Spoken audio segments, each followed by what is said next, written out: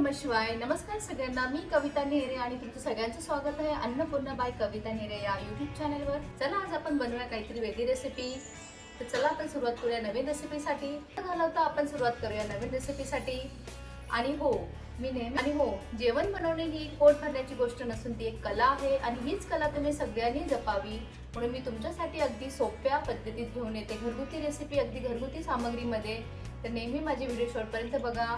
आणि माझ्या आज आपण बनवणार आहोत झटपट हेल्दी आणि खूप टेस्टी मुगाचे डाळीचे डोसे. सर्वात प्रथम मुगाची डाळ 4 ते 5 तास भिजवून ठेवा. मी मुगाची प्लस मसूरची डाळ भिजत ठेवली आहे. भिजून झाली की ते आपण मिक्सरमध्ये छान असे घेऊन फाईन पेस्ट करूया. डाळ जास्त भिजवली तर डोसे जास्त मऊ होतात आणि हलके होतात. आता ही डाळ मिक्सरमध्ये घ्या छान अशी. आणि त्यामध्ये आपण बाकीचे इंग्रेडियंट्सही टाकणार आहोत. त्यामध्ये हिरवी मिरची टाका, आलं टाकूया, कढीपत्ता टाकूया, 4 ते 5 लसणाच्या पाकळ्या. हिरव्या मिरच्या टाकल्या मी 4 ते 5 लसणाच्या पाकळ्या. आल्याचे 1 इंचाचे तुकडे करून घेतले आहे. कढीपत्ता टाकूया आणि ब्लॅक पेपर काळी मिरी आणि चवीनुसार मीठ नंतर टाकूया. हे छान सगळं एकत्र वाटून घ्यायचं. मध्यम जाडीचं पीठ तयार करा. पाणी ॲड करून छान असं एकत्र वाटून घेऊया. यामध्ये काही खास टिप्स सांगणार आहे मी. याचे जिरे टाकून ॲड करूया, छान चव येते.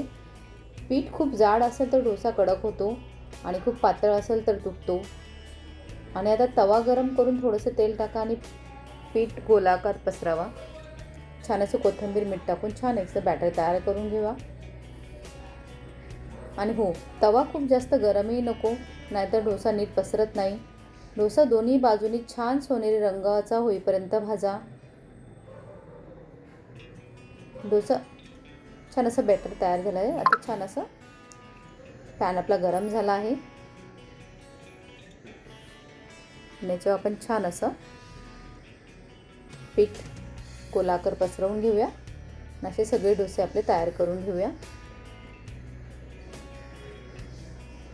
छान होतात हे डोसे. त्याचं बॅटरही छान झालं तर छान डोसेचं पीठ पसरतं पॅनवरती.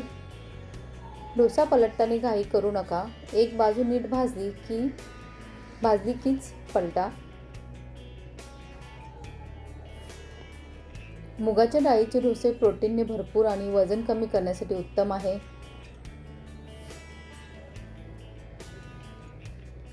नक्की ट्राय करा ह्याप्रमाणे डोसे करायला. छान असा डोसा आपला झाला आहे. सोनेरी रंग होईपर्यंत भाजायचा. आणि काही अजून टिप्स आहे. डाळ भिजवताना पाण्यात 1 चमचा तांदूळ घातला तर डोसे जास्त कुरकुरीत होतात.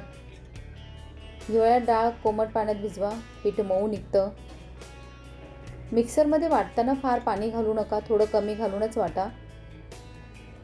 आणि पीठ ग्राइंड करून झाले की किमान 10 ते 15 मिनटं झाकून ठेवा. छान चव येते. आणि जास्त चव हवी असेल तर जिरे, हिंग, लसूण टाकू शकतात. आणि डोसा भाजताना थोडा बिघडला तर काळजी करू नका. तो तव्याचा डोसा असतो. तव्यावर डोसा टाकण्याआधी एक ओला कपडा फिरवा. डोसा नीट पसरतो. कमी तेलात डोसा हवा असेल तर नॉनस्टिकचा तवा वापरा. आणि ह्या पिठामध्ये तुम्ही किसलेलं गाजर, कांदा किंवा पालक घातला तर न्यूट्रिशन वाढतं. चीज किंवा पनीर घालूनही मूग डाळी चीज डोसा करता येतो. पोटासाठी हलका असतो हा डोसा. सोललेली पिवळी डाळीचे डोसे खूप छान लागतात. आणि डायबिटीज असल्याने हे डोसे उत्तम पर्याय आहे. नक्की ट्राय करा.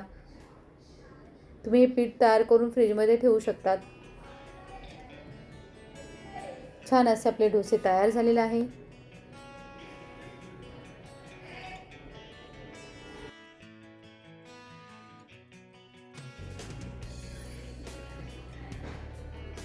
आणि कमेंट्समध्ये नक्की सांगा डोसे कसे झालेत ते.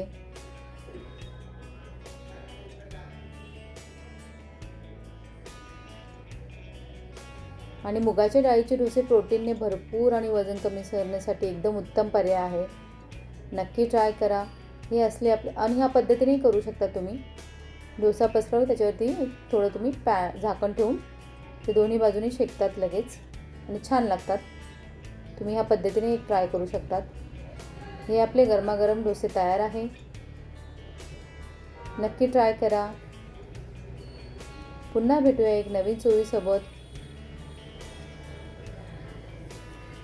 नवीन डिशसोबत.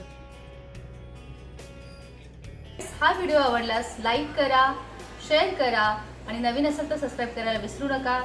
पुन्हा भेटूया एक नवीन चवीसोबत, नवीन रेसिपीसोबत. तोपर्यंत धन्यवाद.